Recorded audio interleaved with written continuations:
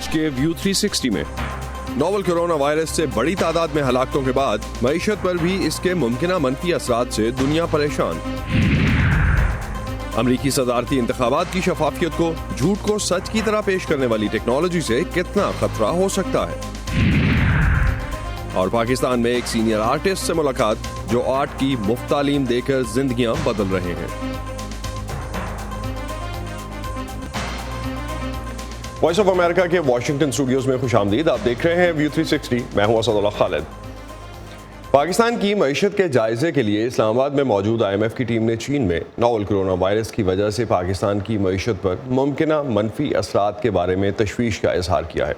IMF کے مطابق چینی معیشت کی ترقی کی رفتار میں کمی سے پاکستان کی معاشی ترقی متاثر ہو سکتی ہے، ایک ایسی معیشت جو پہلے سے ہی مشکلات کا شکار ہے۔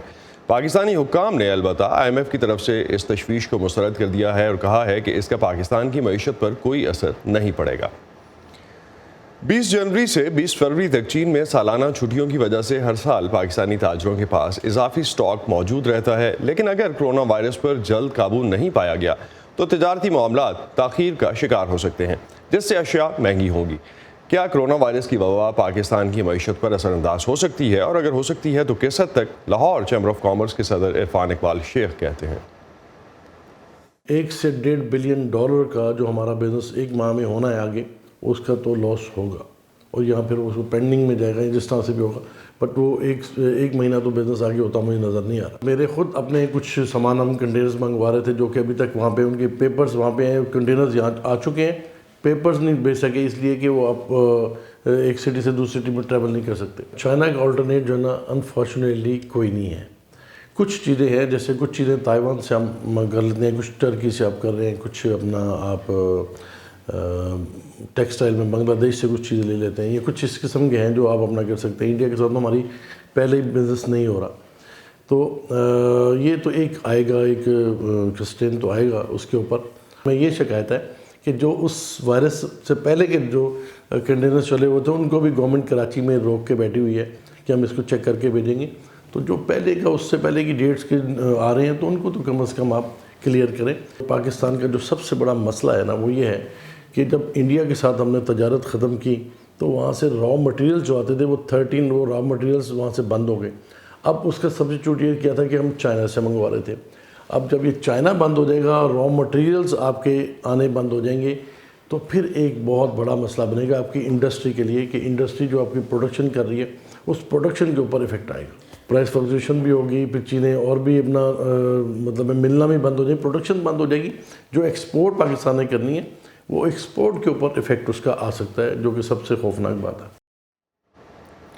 پاکستان کی معیشت جو کہ اس وقت مہنگائی، بے روزگاری اور کئی سالوں کی ترقی کی کم ترین شرح سے نمٹ رہی ہے، اس پر نوول کورونا وائرس کی وبا کس طرح سے اثر انداز ہو سکتی ہے، اس پر ہم بات کریں گے ڈاکٹر زبیر اقبال سے جو ہمارے ساتھ اسٹوڈیوز میں موجود ہیں، سینئر اکانومسٹ ہیں۔ ان سے جانتے ہیں کہ بزنس کمیونٹی ڈاکٹر صاحب کس حد تک، ابھی آپ نے سنا لاہور چیمبر آف کامرس کے جو صدر ہیں وہ کیا کہہ رہے ہیں، IMF کی طرف سے بھی خدشات کا اظہار کیا گیا ہے کہ کورونا وائرس کی وجہ سے جو امپیکٹ چائنا پہ آ رہا ہے وہ پاکستان پہ بھی ٹرکل ڈاؤن ہو سکتا ہے۔ How do you see that?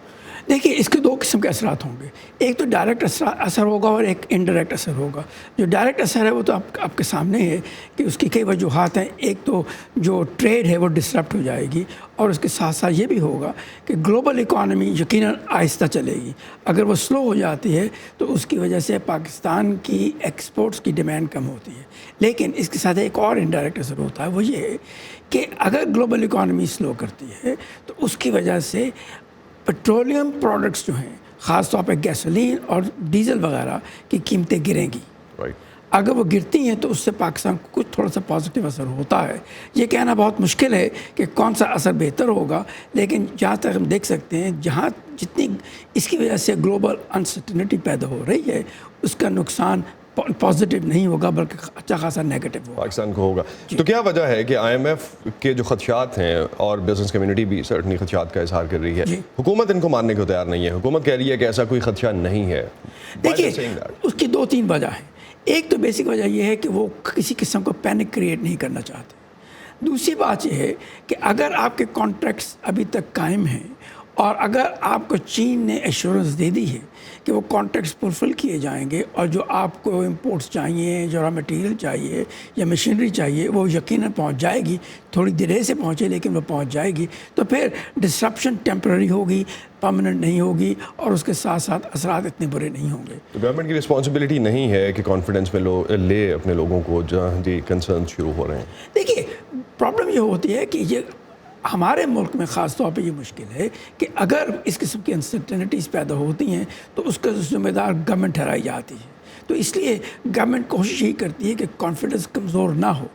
اب اگر کمزور نہیں ہوتا تو ٹھیک ہے, لیکن یہ سوچنا ضروری ہے کہ جو لوگ اس بزنس میں شامل ہیں ان کو معلوم ہوتا ہے کہ کس قسم کے رسکس ہیں اور ان کو کیسے ان کو ہینڈل کرنا ہوگا. ڈاکٹر صاحب, مہنگائی ایک کافی بڑا مسئلہ ہے پاکستان کے لیے, اور خاص طور پہ اگر ہم فوڈ انفلیشن دیکھتے ہیں, ابھی تو ڈفرینٹ انالیسس جو ہے 25% پہ فوڈ انفلیشن پہنچ چکی.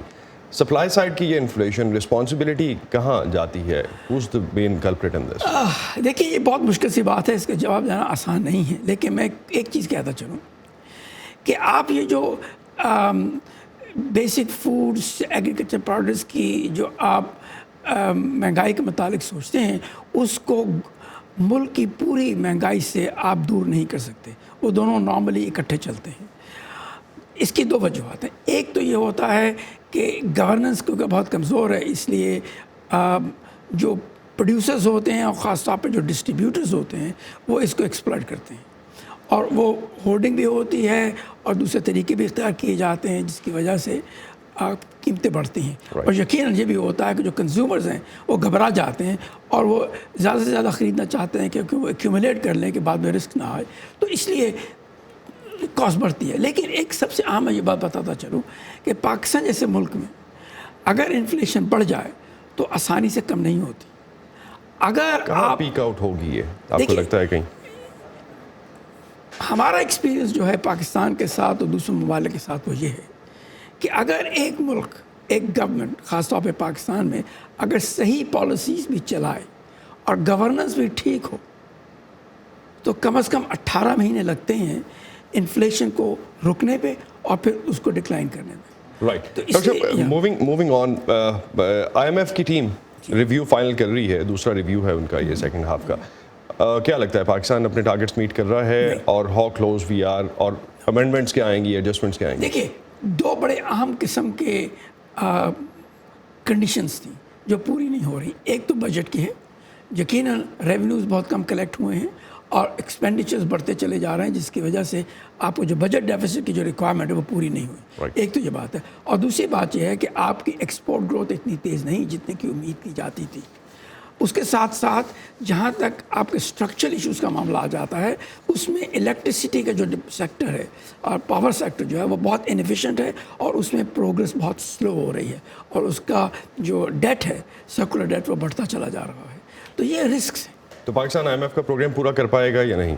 دیکھیے آئی ایم ایف یقیناً پاکستان کو دیکھتے ہوئے اور پاکستان کے ایفرٹس کو دیکھتے ہوئے شاید کمپرومائز کرنے کے لیے تیار ہو جائے اور کچھ ویورز مل جائیں, اور یہ بھی ہو سکتا ہے کہ یہ جو ریکوائرمنٹس ہیں ان کو ریلیکس کر دیا جائے. بٹ یہ میرا کہنا ضروری ہے کہ پاکستان کے اپنے انٹرسٹ میں ہے کہ وہ ان کمٹمنٹس کو پورا کرے, نہ کہ ہر قسم کا ایکسکیوز ڈھونڈے. بہت بہت شکریہ ڈاکٹر زبیر اقبال آپ کا. ڈاکٹر زبیر اقبال ہمارے ساتھ تھے اور اپڈیٹ کر رہے تھے, اور اوور آل ہم ڈسکس کر رہے تھے ان کے ساتھ کہ پاکستان کی معاشی صورتحال اس وقت جو ہے اس کے چیلنجز, اور خاص طور پہ کرونا وائرس کے بعد پاکستان پہ کس حد تک اس کا امپیکٹ آ سکتا ہے. نئی دلی کی 70 رکنی اسمبلی کے لیے ہونے والے انتخابات میں عام آدمی پارٹی بھاری اکثریت سے جیت گئی ہے. بھارتی الیکشن کمیشن کے مطابق عام آدمی پارٹی نے 62 نشستیں جیتی ہیں, جبکہ بی جے پی کو صرف 8 نشستیں ملی اور کانگریس پارٹی کوئی بھی سیٹ نہ جیت سکی.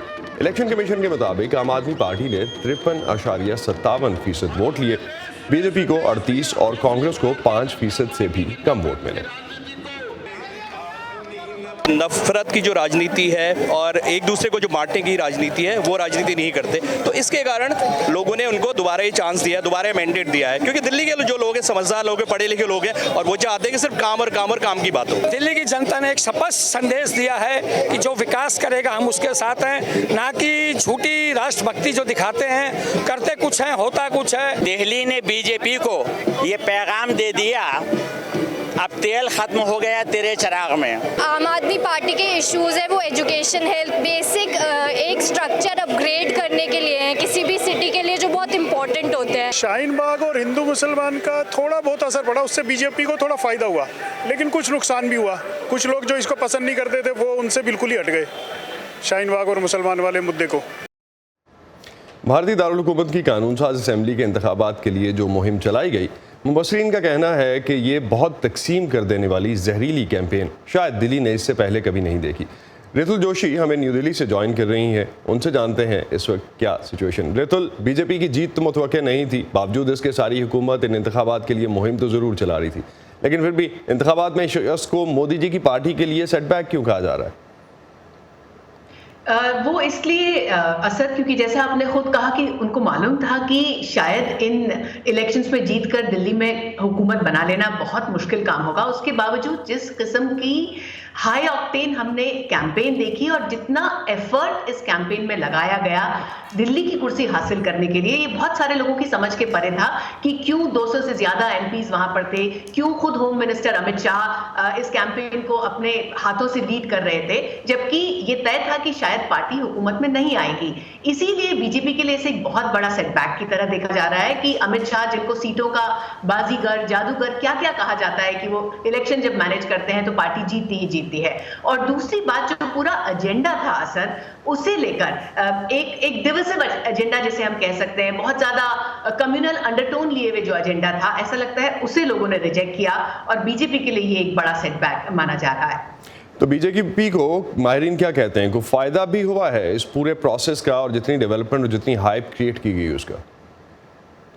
देखिए, अगर आप वोट शेयर की बात करेंगे दिल्ली के, तो एक मामूली सा जंप हम जरूर देखते हैं। 32% से बढ़ के उनका वोट शेयर 38% हो गया, जो पूरा का पूरा हम ये कहेंगे कि कांग्रेस वाला वोट जो था वो अब बीजेपी को चला गया। लेकिन अगर आप कैंपेन की स्ट्रैटेजी की बात कर रहे हैं असद, तो यहाँ पर जो कैंपेन की स्ट्रैटेजी एक जमाने में 2014 के इलेक्शंस में हमने खुद बीजेपी की देखी थी, खुद नरेंद्र मोदी की देखी थी कि वो सिर्फ तरक्याती कामों की बात करेंगे, वो मुल्क के डेवलपमेंट की बात करेंगे और कोई उनका एजेंडा नहीं होगा। ऐसा लगता है कि वो सारा का सारा एजेंडा उनकी नाक के नीचे से अरविंद केजरीवाल ने चुरा लिया और वो दिल्ली वालों को ये बताने में कामयाब हो पाए कि बिजली, पानी, हेल्थ और एजुकेशन, जो उनके फोकस एरियाज थे, उन पर उन्होंने कितना काम किया है। बीजेपी के लिए ये भी कहा जा रहा है कि शायद उसके पास कोई ऐसे मुद्दे ही नहीं थे जिस पर वो लोगों के सामने जा पाती, तो उसने वही सीएए की बात की, वही एनआरसी की बात की और वही शाहीन बाग की बात की, जहां पर लोग सीएए और एनआरसी के खिलाफ बहुत दिनों से प्रोटेस्ट कर रहे हैं। तो एक छोटी सी जगह शाहीन बाग बीजेपी के नैरेटिव का इतना बड़ा हिस्सा बन गए थे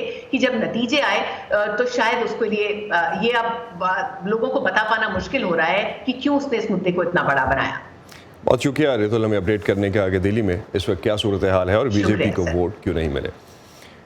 लाहौर की इंसदादे दहशतगर्दी अदालत ने कलअदम जमात दावा के सरबराह हाफिज सईद को 2 मुख्तलिफ मुकदमात में मजबूरी तौर पर 11 बरस कैद और 30,000 रुपये जुर्माने की सजा सुना दी है। इस पर आपकी क्या राय है, हमसे शेयर कीजिए facebook.com/VOA उर्दू के पेज पर।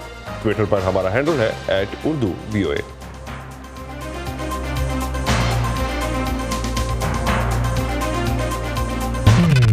ताज़ा तरीन खबरें, अहम वाक़यात, ऑडियो वीडियो रिपोर्ट्स और तज्ज़िये देखने, सुनने और पढ़ने के लिए डाउनलोड कीजिए VOA उर्दू की नई ऐप। खबरें अब हर वक्त आपकी मुट्ठी में। और अब अमेरिका के सदारती इंतखाबात, जिसमें पार्टी की नामजदगी हासिल करने के लिए रियासत न्यू हैम्पशायर में डेमोक्रेट्स के कल होने वाले प्राइमरी इंतखाब के नताइज के मुताबिक सेनेटर बर्नी सैंडर्स को सबसे ज़्यादा वोट मिले। साबिक नायब सदर जो बाइडन वोटर्स के इंतखाब में आयोवा के बाद न्यू हैम्पशायर में भी इब्तदाई 3 उम्मीदवारों में शामिल नहीं हो सके। कॉकस और प्राइमरी से कबल रायआमा के जायज़ों में जो बाइडन को मजबूत तरीन सदारती उम्मीदवार के तौर पर देखा जा रहा था, ताहम हालिया 2 मुकाबलों में जो बाइडन इब्तदाई 3 उम्मीदवारों में भी शामिल नहीं हो सके। नवंबर में सदर ट्रंप के मद्दे मुकाबिल लाने के लिए डेमोक्रेटिक उम्मीदवार के इंतखाब के लिए अमेरिका की तमाम 50 रियासतों में प्राइमरीज या कॉकसेस मुनक्किद किए जा रहेंगे। अमेरिका में जहां टेक्नोलॉजी का इस्तेमाल रोज़मर्रा की ज़िंदगी का हिस्सा है, वहीं ये तशवीश भी पाई जा रही है कि 2020 के सदारती इंतखाबात में यही टेक्नोलॉजी वोटर्स को धोखा देने के लिए इस्तेमाल ना की जा सके। जानते हैं इस रिपोर्ट में। جب 2018 میں اداکار جارڈن پیل نے اصل دکھائی دینے والے براک اوباما کے منہ میں اپنے الفاظ ڈالے، تب سے اب تک اصلی اور جعلی کے درمیان لکیر مزید دھندلی ہوئی ہے۔ ڈیپ فیکس آرٹیفیشل انٹیلیجنس یعنی مصنوعی ذہانت کا استعمال کر کے متعدد تصویری ذرائع کو ایسے جوڑتے ہیں جس سے وہ بالکل اصلی لگتے ہیں۔ تیزی سے بدلتی ہوئی یہ ٹیکنالوجی اب ہر ایک کی پہنچ میں ہے اور بہت جلد باشعور ناظرین کو بھی بیوقوف بنایا جا سکے گا، اور یہی بات صدارتی انتخابات والے اس سال میں خدشات کو بھی جنم دے رہی ہے۔ نام نہاد ڈیپ فیکس بدنیت عناصر کو افراتفری، تقسیم یا بحران کو ہوا دینے کی قابلیت دیتا ہے، اور ان سے صدارتی مہم سمیت تمام انتخابی کیمپینز متاثر ہو سکتی ہیں۔ سوشل میڈیا کمپنیوں نے اعلانات کا ایک ایسا سلسلہ جاری کیا ہے جس میں کہا گیا ہے کہ وہ ووٹرز کو دھوکہ دینے کے لیے تیار کردہ ڈیپ فیکس ویڈیوز کو ختم کریں گے، لیکن ایسا کرنے کے لیے انہیں پہلے ان ویڈیوز کو ڈھونڈنا ہوگا۔ ڈیپ فیکس ویڈیوز کی شناخت کرنے کے لیے بہت سی کمپنیاں نئی ٹیکنالوجی سے اس کا مقابلہ کرنے کے لیے کوششیں کر رہی ہیں۔ ڈیجیٹل فورینزکس کے ماہر ہنی فرید کو خدشہ ہے کہ انتخابی مہم کے آخری دنوں میں ڈیپ فیکس کے استعمال سے امیدواروں کو جعلی ویڈیوز کے ذریعے مشکلات کا سامنا ہو سکتا ہے۔ اور یہ ایک ایسا طریقہ ہے جس کا آپ تصور کر سکتے ہیں کہ یہ انتخابات کی رات سے 24 گھنٹے پہلے کسی پرائمری سے پہلے کسی امیدوار کے خلاف بنائی گئی ایسی ویڈیو جاری کرے جس میں ٹیکنالوجی کے ذریعے ان سے ایسا کچھ کہلوایا جائے جو کبھی انہوں نے کہا ہی نہ ہو، اور نہ ہی ان کو اس کے بارے میں کوئی علم ہو۔ ہانی فرید کی team artificial intelligence soft where تیار کر رہی ہے جس سے ڈیپ فیکس ویڈیوز کو پکڑا جا سکے۔ We take a video and we track the face over time. So the blue box is telling me how the head is rotating in three-dimensional space. ہم ایک ویڈیو لیتے ہیں اور ہم وقت کے ساتھ ساتھ چہرے کو ٹریک کرتے ہیں۔ یہ نیلے رنگ کا باکس مجھے بتا رہا ہے کہ ان کا سر 3D میں کس طرح سے گھوم رہا ہے، اور یہ سبز رنگ کا لیزر جو آنکھوں سے نکل رہا ہے بتا رہا ہے کہ بندہ دیکھ کہاں رہا ہے، اور پھر ہم بندوں کے طور طریقوں سے یہ پتہ لگا سکتے ہیں کہ ویڈیو اصلی ہے یا ڈیپ فیکس سے بنائی گئی ہے۔ اے آئی فاؤنڈیشن بھی اس کا سراغ لگانے کی کوششوں میں شامل ہو رہی ہے۔ چونکہ ڈیپ فیکس کو جانچنے کا کوئی ایک طریقہ نہیں، لہٰذا اے آئی فاؤنڈیشن ریالٹی ڈیفینڈر کے نام سے ایک پلیٹ فارم لانچ کر رہی ہے جس سے بہت سے محققین کی معلومات کو عوام کے استعمال کے لیے پیش کیا جائے گا۔ This is going to be our Manhattan project. غلط معلومات کے خلاف لڑنے کے لیے یہ ہمارا مینہٹن پروجیکٹ ہے، کیونکہ اس میں متنوع پس منظر سے تعلق رکھنے والے افراد کو ایک ساتھ آنے کی ضرورت ہوگی۔ آن لائن میڈیا کے صارفین کا بھی غلط فہمی کو روکنے میں ایک اہم کردار ہوگا۔ آپ سب صارفین کو اپنے مواد کے بارے میں زیادہ سمجھنا ہوگا جسے آپ استعمال کر رہے ہیں اور جسے آپ توسیع دے رہے ہیں، اور مستقبل میں اسے حقیقی رکھنا ہم سب پر منحصر ہوگا۔ میٹ ڈبل کے ساتھ Imran Jadoon, Voice of America. اب 2020 کے الیکشنز میں یہ ٹیکنالوجی کس طرح سے لوگوں کو چینج کر پائے گی اوپینین ان کی، اور کس طرح سے آگے بڑھ پائے گی، یہ ابھی سوال باقی ہے۔ امریکی ریاست ٹیکساس میں ایک کمپنی ایسے لوگوں کے عزیزوں اور پیاروں کے جسموں کی راکھ کو ہیروں میں بدل رہی ہے جو مرنے کے بعد منفرد طریقے سے ان کی یاد کو محفوظ رکھنا چاہتے ہیں۔ یہ کمپنی کیسے انسانی جسم کے علاوہ پالتو جانوروں کی راکھ سے بھی ہیرے بناتی ہے، دیکھتے ہیں اس رپورٹ میں۔ گزشتہ 4 برس سے میرے پاس صرف کلوئی ہی تھی، لیکن اس نے میری زندگی پر جو اثرات چھوڑے انہوں نے میری زندگی تبدیل کر کے رکھ دی۔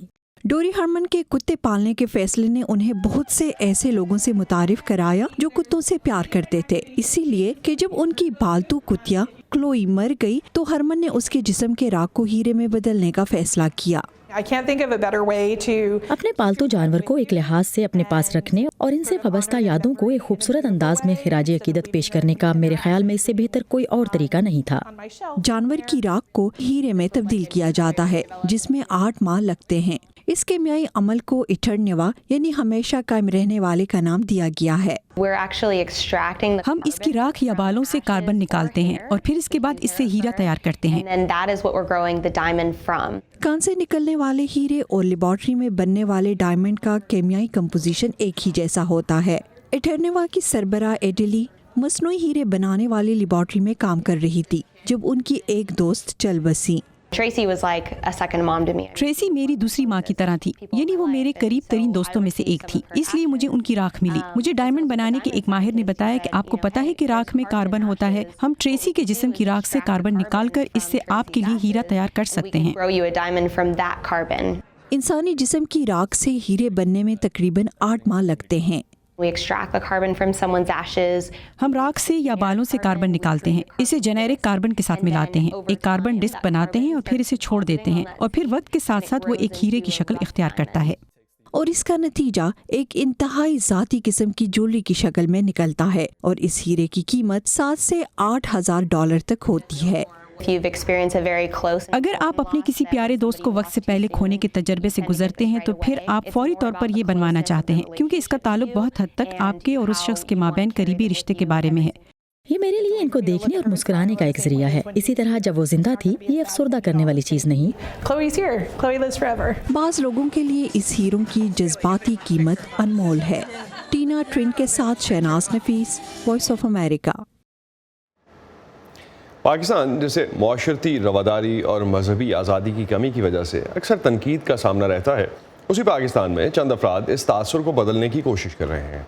उन्हीं में से एक हैं कराची से ताल्लुक़ रखने वाले शाहिद रुसाम, जो आर्ट में मुफ्त तालीम दे रहे हैं गैर मुराद याफ्ता बच्चों को और उनकी ज़िंदगियों में तब्दीली लाने की कोशिश कर रहे हैं। जानते हैं इस रिपोर्ट में। इसी गली में एक दुकान है। ये वो गली है जहाँ मैं काम करता था। ये वो जगह है जहाँ मैंने हॉलीवुड अदाकार मॉर्गन फ्रीमैन का पोर्ट्रेट बनाया जो इंटरनेट पर वायरल हो गया था और उस वक्त मुझे एक कॉल आई और वहीं से मुझे कॉल आई। उस एक फ़ोन कॉल ने जवाद बलोच की ज़िंदगी बदल दी क्योंकि कॉल करने वाले मारूफ आर्टिस्ट शाहिद रसाम थे जो कराची में arts council institute of arts and crafts के प्रिंसिपल हैं। उनका मिशन ऐसे बासलाहियत नौजवानों को फ़न की तालीम फराहम करना है जो इसकी इस्तात नहीं रखते। रसाम ने जवाद को अपने आर्ट स्कूल में दाखिले के अलावा उनकी फैमिली की किफ़ालत के लिए वजीफ़ा देने की ऑफ़र भी की। 99 बच्चे हमारे यहाँ इस आर्ट स्कूल में 99% तालिब इल्मों को वजीफ़ा मिलता है क्योंकि उनमें से अक्सर एक पेंसिल खरीदने की इस्तेदाद भी नहीं रखते। हम मुफ्त तालीम के अलावा उन्हें आर्ट का सामान और ग्राफिक डिज़ाइनिंग के लिए बेहतरीन क्वालिटी के कंप्यूटर्स भी फराहम कर रहे हैं। इक्विपमेंट, अपने high quality computers, latest model के जो ग्राफिक्स की बहुत ज़रूरत होती है, वो तमाम चीज़ें हम इनको फ्री प्रोवाइड करते हैं। रसाम ने 2017 में 51 साल पुराने इस आर्ट स्कूल को दोबारा बहाल किया है। निजी और इज्तमाई अतियात की वजह से यहाँ तालिब इल्मों की तादाद 27 से बढ़कर आज 200 से भी ज्यादा हो चुकी है। रसाम के लिए माशरे के तमाम तबकात में आर्ट की तालीम फैलाना सिर्फ गरीब बच्चों की मदद करना नहीं है, बल्कि लोगों के रवैयों को तब्दील करना और रवादारी को फ़रोग़ देना भी है, जिसे मजहबी आज़ादी और इंसानी हुकूक की कमी की वजह से अक्सर तनकीद का निशाना बनाया जाता है। साल हर साल से पाकिस्तान में फ़िरक़ावारियत और पुरतशद्दुद वाक़यात में सैकड़ों अफराद अपनी जानों से हाथ धो बैठे। तौहीन मजहब के इल्ज़ामात के नतीजे में भी कई हलाकतें हुई हैं, जिनमें हुजूम के हाथों तशद्दुद भी शामिल है, जबकि मुल्क में मजहबी अक़लियतें अक्सर हिरासा किए जाने की शिकायत करती हैं। रसाम अपने मस्बत काम के ज़रिए इन हालात का मुकाबला करने की कोशिश कर रहे हैं। वो समझते हैं कि आर्ट ज़हनों को वुसअत देकर इख्तलाफात को कबूल करने में मददगार साबित होता है। इस आर्ट स्कूल के मुंतज़िमीन पुरुमीद हैं कि वो अच्छे फ़नकार पैदा करने के साथ साथ पाकिस्तानी मुआशरे में अशरों से जारी इंतहा पसंद सोच को बदलने में भी कारगर साबित होंगे। आयशा तंजीम के साथ Faiza Bukhari, voice of America. देखना यह है कि आने वाले दिनों में रसाम अपना यही प्रोजेक्ट मुल्क के दूसरे शहरों में कैसे लेकर जाते हैं। ये था आज का व्यू 360 प्रोग्राम। पर फीडबैक के लिए आप आ सकते हैं facebook.com/VOA उर्दू के पेज पर। इसके अलावा हमारा ट्विटर और इंस्टाग्राम पर हैंडल है उर्दू VOA, जिसे आप फॉलो कीजिए और अपना कंटेंट भी हमसे शेयर कीजिए। अब तक के लिए इतना ही। असदुल्लाह खालिद को इजाज़त दीजिए। खुदा हाफिज़।